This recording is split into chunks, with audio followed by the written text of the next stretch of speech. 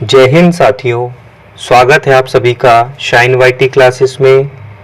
Hindi short hand की practice dictation 80 शब्द प्रति मिनट गति से डिक्टेशन 5 सेकंड में शुरू होगी। स्टार्ट। इस संसार में बिना प्रतिफल की आस के कोई भी मानवीय क्रिया संभव नहीं होती। इस तथ्य को वैज्ञानिक नज़रिए से भी समझा जा सकता है कि हर क्रिया की प्रतिक्रिया होती है। इसी तर्ज पर अगर वैश्विक परिदृश्य में अलग अलग कानून और व्यवस्था के उल्लंघन पर दंडित होने का डर नहीं होता, यानी अनुशासित रहकर निर्बाध जिंदगी बसर करने का आश्वासन नहीं होता, तो निश्चित ही फिर इंसान में इंसानियत के कहीं लक्षण दिखाई नहीं देते। उसकी मनमर्जी के चलते यह संसार ही जीने लायक नहीं रहता। चहुं ओर अराजकता का बोलबाला होता।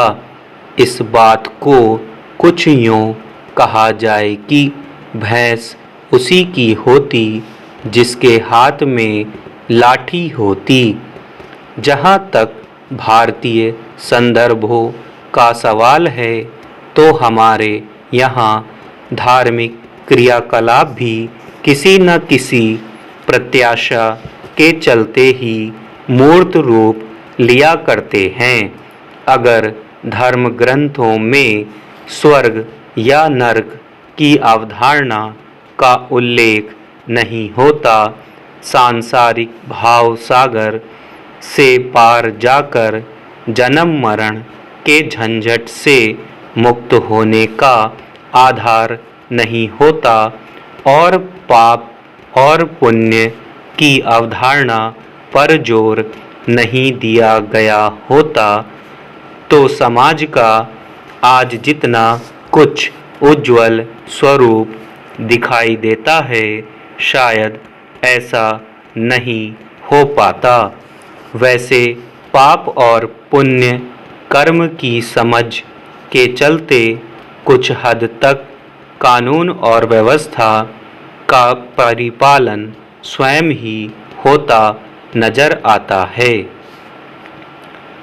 सामाजिक जनजीवन में भी तथाकथित निस्वार्थ भाव से परोपकार के चलते भी कहीं न कहीं किसी न किसी अंश में श्रेय लेने की प्रतिस्पर्धा दिखाई देती है।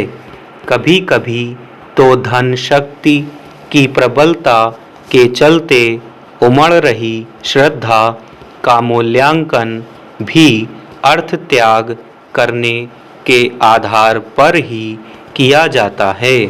इसमें भी परलोक सुधारने के भाव दिखाई देते हैं।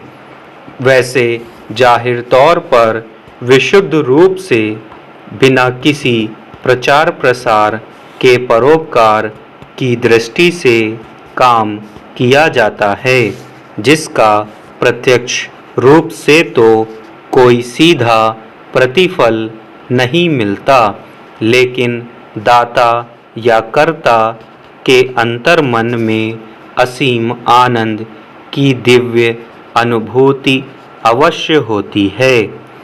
काफ़ी संख्या में ऐसे ही किसी आनंद की अनुभूति के निमित्त दाता या कर्ता भाव रखते हैं। सरल शब्दों में इसे तोहफे के बदले तोहफा पाने के रूप में लिया जा सकता है। पारिवारिक जीवन में तमाम संबोधन के रिश्ते नातों का परिपालन अपनत्व की भावना से जरूर किया जाता है, लेकिन इसमें भी काफ़ी हद तक एक को दूसरे का संबल माना जाता है। वैसे वंशानुगत रिश्ते भावनाओं से भरे होते हैं, जिसमें लोक लाज और लोक व्यवहार के पालन की भी भावना होती है। स्टॉप।